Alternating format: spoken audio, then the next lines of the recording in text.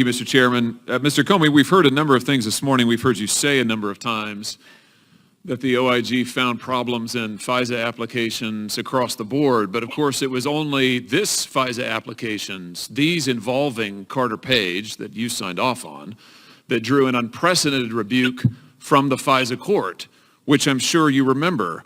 Let me just quote from that FISA court order. The frequency and seriousness of these errors in a case that, given its sensitive nature, had an unusually high level of review at both DOJ and the Federal Bureau of Investigation have called into question the reliability of the information proffered in other FBI applications. Do you remember that order from the court?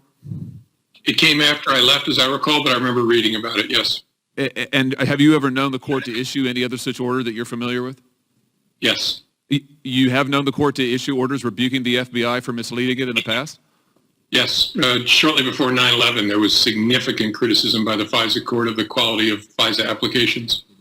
And the court said that the frequency and seriousness of the errors in applications led it to doubt the reliability of all FBI applications in all other cases?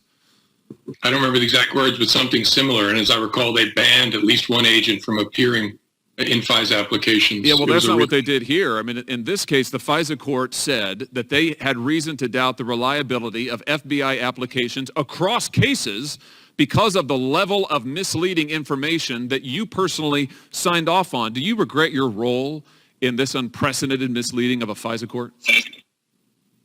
I don't regret my role. I regret that it happened. I'm sorry? Why don't you regret your role in the unprecedented misleading of a FISA court? Well, I regret that the FBI supplied information to a FISA court that was inaccurate, incomplete, and should have been updated. Do you regret that you signed off on it? Well, I regret that it happened. The only reason I'm hesitating is what the FBI director does in connection with a FISA is actually very narrow, but put that to the side. It's important that it be accurate, and it wasn't, and I regret that very much. Listen, you said this several times. I frankly don't understand it. The certification that the statute requires is a certification by the FBI director as to the contents of the application. You signed off on it. The FISA court said it was so misleading that it now had reason to doubt the FBI's truthfulness across the board. Are you responsible for these certifications or not? I don't believe you're accurately describing the statutory requirement for certification. Are you responsible for these certifications or not? Answer my question. I sign certifications on every FISA that the FBI sends over to the FISA court, including these. Are you responsible for this misleading evidence given to the FISA court? Yes or no? Yes, in the sense of command responsibility. No, in that I didn't have personal knowledge that would have led me to understand that we weren't supplying complete information. Let's talk about what personal knowledge you have. When you certified the first Carter Page FISA application, you believed that Mr. Steele was working for the Democratic Party, didn't you? I don't remember whether I knew the Democratic Party. I knew that he was working for political opponents of President Trump. Now, let me remind you of your testimony under oath on December 7th, 2018, before the House Oversight Committee, in which you said, and I quote, Steele was retained by Republicans adverse to Mr. Trump during the primary season, and then his work was underwritten after that by Democrats opposed to Mr. Trump during the general election season, end quote. Now, surely you recognized at the time that relying so heavily on a biased source would undermine public confidence in the FBI's activities, didn't you? No, I did not. Why wouldn't you? You told the same committee, the House Oversight Committee, December 7, 2018, and I quote, when you're the leader of a justice agency, that's you, the appearance of bias is as important as the existence of actual bias. You also said a reasonable appearance of bias can corrupt the American people's faith in your work as much as actual bias can. Do you stand by those remarks? Very much so.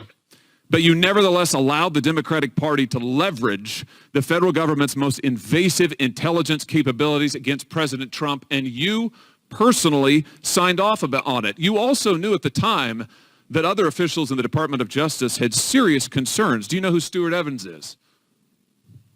I do. Mr. Evans was a lawyer in the National Security Division of DOJ under President Obama, wasn't he?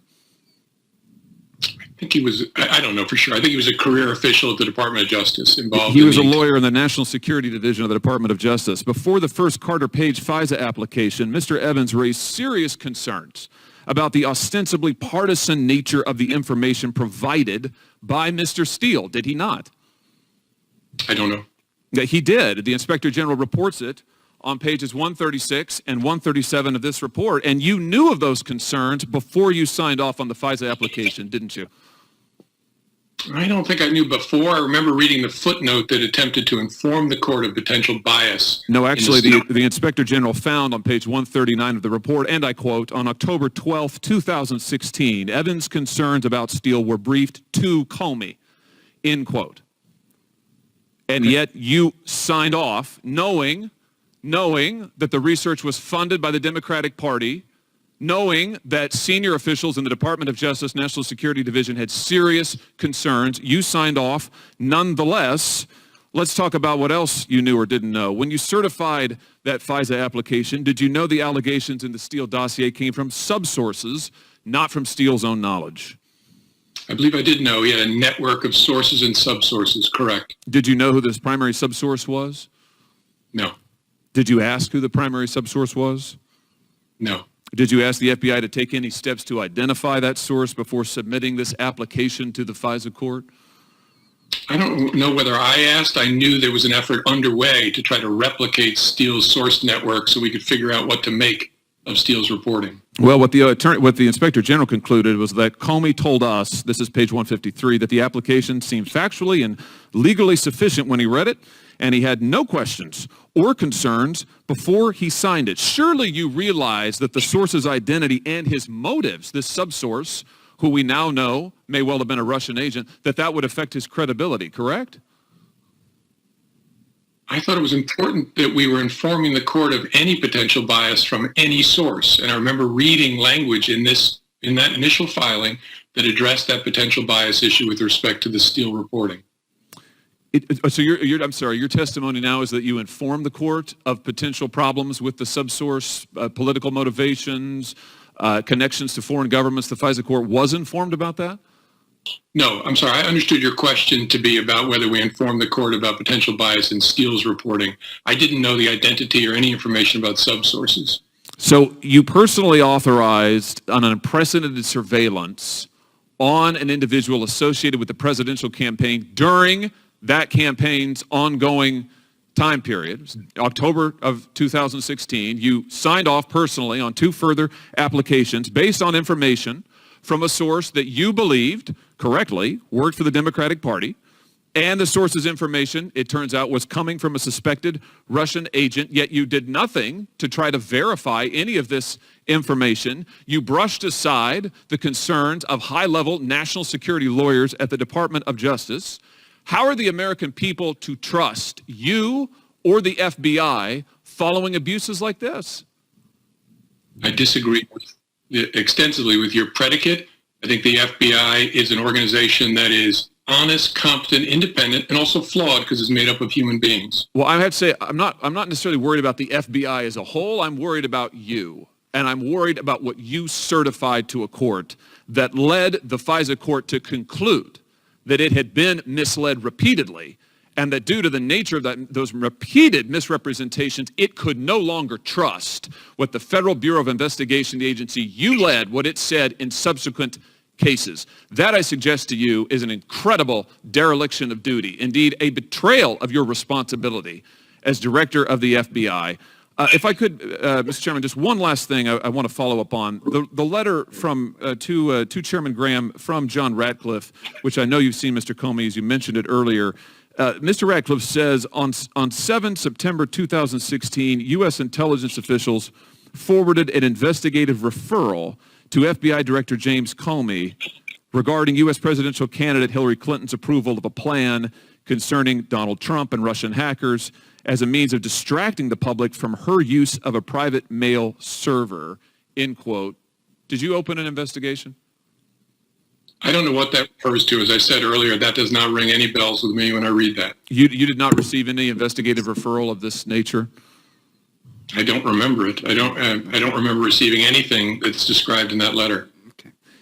I have to say, Mr. Chairman, I realize my time has expired. I find it extraordinary that a referral from the IC to the FBI regarding Hillary Clinton's campaign and potential illicit activity received no attention from the FBI. So little attention, the director doesn't even recall it, and yet the director and others had plenty of time to go and seek surveillance warrants during an ongoing presidential campaign, warrants so flawed that the FISA court has now said it can't trust what the FBI says in future cases. This is an extraordinary abuse of power, and it's time we held people responsible for it. Thank you, Mr. Chairman.